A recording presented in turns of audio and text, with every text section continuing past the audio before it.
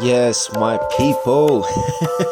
welcome to Titan Talks, the premiere episode of a brand new podcast centered around artists and their processes. Thank you so much for joining us. My name is Faizan Ahmed and I am the founder of Titan Mind Productions. If you found us through Instagram, thank you so much for being there when we launched. And here we are. We are kicking off this with a great guest, a beautifully talented wordsmith by the name of Abdul Muqtadir. You can follow him on Instagram at Word by the Blues. And he is a phenomenal artist, as you'll soon find out from when we have a little deep dive on his process, and also a brand new project that he's cooking up, a new album, a poetry album. A little bit poetry, a little bit music, a little bit all in between, and we're gonna dive in about his process. Now, the album is called Navy Dreams and Melancholy, and what a beautiful name! And there's a lot to unpack about the theme of the album, which we'll get into more about following shortly. A word from our sponsor, Dean and Dunya, coming this Friday to the Royal Court. Now, this is going to be an incredible event. If you've been to a Dean and Dunya before, you know the vibes, you know what's going down. It's a beautiful mosaic of Muslim poetry. We have a very talented lineup this time round. There's always a talented lineup each time. So if you've got your tickets, come down 25th this Friday. If you haven't got tickets and you still want to come, pay attention to the Royal Court Instagram and contact them as well. They may have some cancellations or anything like that, but make sure you stay tuned for the next one and stay tuned in general. Deen and Dunya is a special community that has been created around platforming Muslim artists. Thank you so much, and now let's get into the episode. Let's talk, man. Bismillah, here we go. Bismillah, yeah. So Abdul and I were talking about the theme of the album, Navy Dreams and Melancholy. And one thing we came across was overcoming strife. Yeah. Overcoming trauma, overcoming mental health. And mental health is something you fluctuate in dealing with. Some things don't ever go away, some things do go away. But when we were talking about the theme of the album, it's sharing your stories, being vulnerable, sharing that vulnerability, but then also how you overcome or how you have overcome those things. That's kind of how we started. Yeah, I mean, when coming up with this concept, this whole album, I started off writing a poem, which was about, self-acceptance, and I feel like it got to a point in my life, I went through what I went through, and alhamdulillah, I found creativity as that way for me to, like, that positive outlet. And going through what I've been through, I feel like there's so much now that I can share, because I've gone through my fair share of what I've been through, and I feel like I'm now able to express it. I found my voice, and that was through poetry. So I started off with that poem about how I feel like I was putting so much out there for others, but I wasn't putting out stuff for myself. And I feel like I needed to take a break from the world, if you could say, or just kind of be by myself and really kind of explore my creativity myself.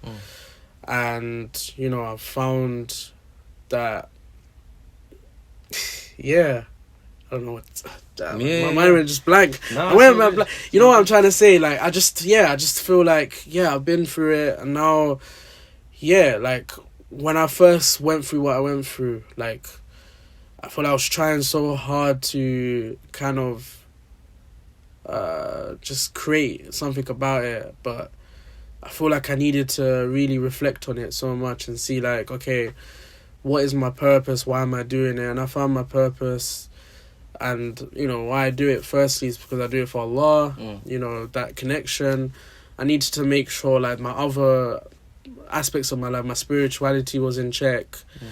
And, like, my faith. And I feel like, yeah, and I feel like poetry is a really great way to... is another great way to connect with Allah, to write for Him, but also, you know, to reflect on your flaws and be vulnerable. And, yeah, I feel like... the only way I can... that's one of the effective ways of me reflecting. And I'm sure you can relate as well. Like, we all have our way of processing emotions. And I feel like creativity is a very... yes, you know, individual, but I feel like it's universal for everyone. Yeah. Everyone can relate, you know? And that's what we were talking about, in that poetry at its heart is an interactive form. You know, sharing your story... like, performing your story firstly takes a lot of guts and a lot of confidence. Yeah. And then when you've done that, you've shared your vulnerability with others and allowed them a space to be vulnerable as well. Of course. So, you know, we were chatting about the album and what the theme was, which you covered, but also what we want to, like, achieve is that it's a safe space. Yeah. And that vulnerability that you offer... by way of performing, you then allow them the space to be vulnerable as well. Yeah, you saying that just reminds me of this video I saw a while ago about, I don't know what it was, must have been a podcast, but speaking out, I'm sure you may have heard this kind of phrase before, but a problem shared is a problem halved. Exactly. So I feel like, you know, as much as I reflect on my purpose, you know, I want to be the voice for the voiceless. And, you know, just to amplify and make sure, and also to be there for our people, you know, specifically our, you know, Asians, our Muslims. I feel like, yeah, we've been brought up a certain way, and I feel like we have the opportunity now to break the cycle. And I feel like that's another thing that this whole album is all about, is breaking the cycle and generational trauma. You know, you'd be surprised when you meet people that you've been through similar things, like where, you know, our parents were or something like that. But also, like, one poem that I wrote about was about fatherhood as well, you know, not having the father as well. And I feel like a lot of people can relate to that. And I feel like it's a common thing where, you know, like for me, like my mother had to play the mother and the father role. You know, their relation, you know, my mother and father's relationship wasn't as great, you know, but seeing that, but also seeing why you know, why the way they are, I know why, you know, my tongue just got twisted. No. Yeah, you get what I'm trying to say, like why they were the way they were. Yeah, exactly. But like, I feel now, alhamdulillah, you know, I've got the opportunity to break that cycle and to learn from that mistake or learn from that. And, you know, I feel like as much as, you know, our parents want us to be the better versions of them, and I feel like we need to continue that. And I feel like also this whole project for all of us, I think I mentioned, it's like a time capsule. It's a legacy. It's a legacy project. I want, you know, people to remember this generation and what they stood for. And it's good to like, you know, account these sort of things, you know, and like people can learn from us. And we want, you know, future generations to learn from our, like, that it's okay to speak up, you know, about how you're feeling, you know. You know, when it comes to mental health, you know, one thing I always remind myself and I remind my close friends is, like, treat your mental health like it's a headache, you know. Like, if you're not feeling okay, you're not feeling okay. You know, don't feel like, you know, you have to put on a mask or you have to, you know, just, you know, like, when I say treat your mental health like a headache, I'm talking it in the aspect, in the context of, like, people that work and stuff like that, because, yeah, I feel like we all go through it, and sometimes we need a break, and if we need that break, it's you know, we need to encourage more safe spaces to be open and be transparent, and don't feel like you're a burden, but also feel like, you know, you're causing anyone stress, you know, because we've seen it before. If you tell your employee, you know, I'm not feeling great, they're not gonna you know, care about that. But the thing is, we need to push and encourage that, it's, mental health is a normal thing. I don't know, I don't even like to use that word normal, but what is normal? I don't know, but you know what I'm trying to get at. Like, I feel it's okay to open up, and especially as men as well, I feel like it's important as well. That the way we're engineered as well, we have to like take everything on our chin and like just carry on, suffer in silence, but shoulder responsibility. Exactly, but it's important that we get rid of stereotypes and push in more positivity. And it's interesting you said headache as well. Like, you can't ignore a headache. Exactly. So with mental health, you shouldn't ignore it either. Exactly, you can't ignore your mental health, because knowing myself, and I'm sure you can relate, like, the more I ignored it, the more worse I got. It grew, just like a headache. The more, exactly, like a headache. Just like a headache. If you don't treat your headache, if you don't take that paracetamol or whatever you need, then it's just gonna go somewhere else. But and I feel like with mental health, this, so as I've experienced it myself, and I've studied great ways to cope with your mental health, is seeing yourself as a holistic person. So everyone has different aspects in their life, so you need to consider like your mental, but also your physical health, your environment, where you are, and what you're doing, your activities, keeping a note and looking at what positives you have and what certain negatives, things that that are taking a toll on your mental health. And when I started to look at myself as someone quite holistic, like in that way, I felt like I know myself better. So like you have to think of yourself as like a car. Cars have different parts, different engines, different, all of these compartments and stuff. So if one part of it is not working, I'm sure that the rest of the car's not going to work. So look at yourself like that. So I'm going off a tangent, but it's true though. It's true. But that's kind of like what you were saying you wanted out of the album.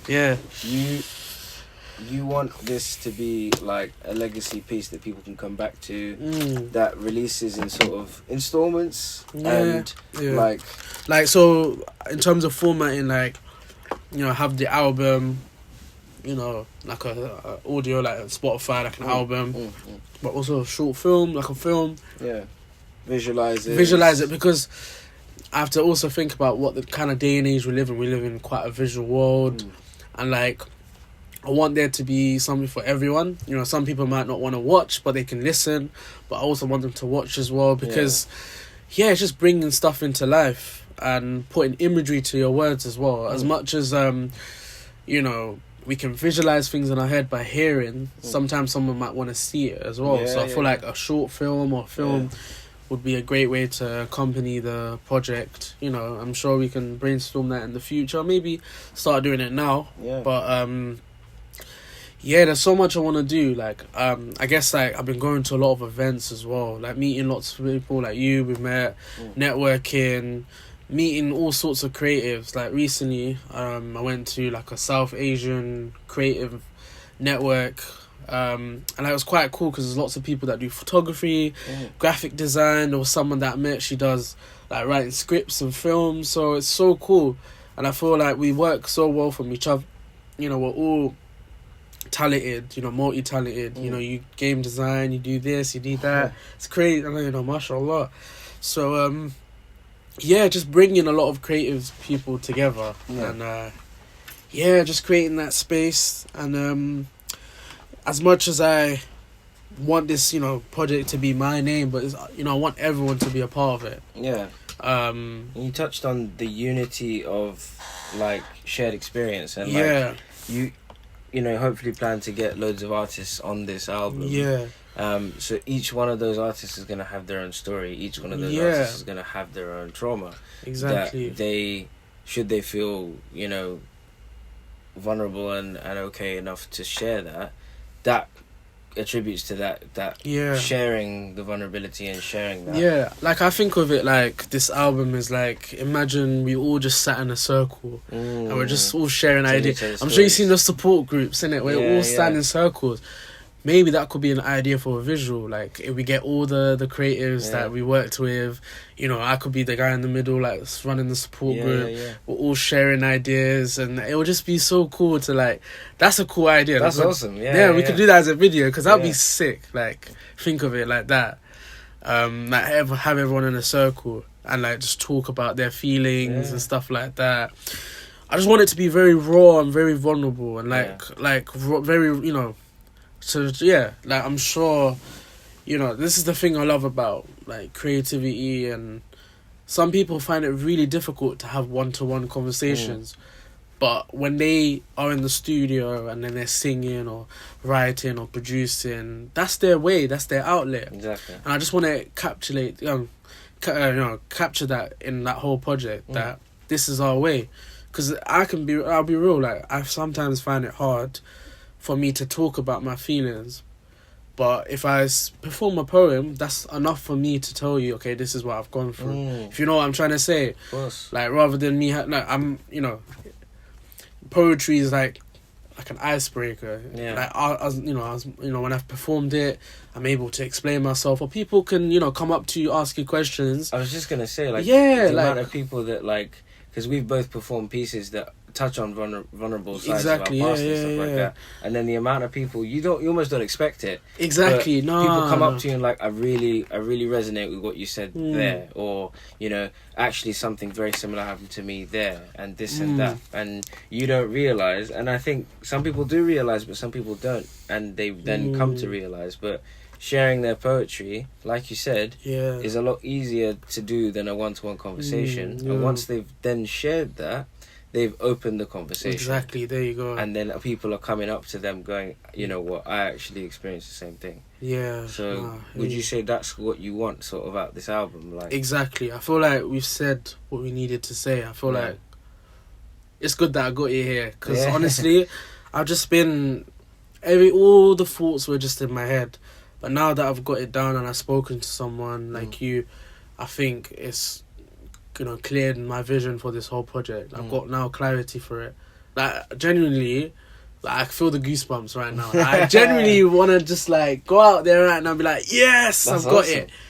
Because, yeah, man, I feel like I've not been in this kind of space in a while. And alhamdulillah, it's happened. Yeah, alhamdulillah. But yeah, man. Bro, we got this, bro. Man. We got this. Yeah, that was good. Thank you so much. What a wonderful conversation, and thank you for listening in. Please do give Abdul's page a follow on Instagram at Words by the Blues. Thank you so much for tuning in, and please check out Deen and Dunya coming this Friday. Thank you so much, everyone. Take care.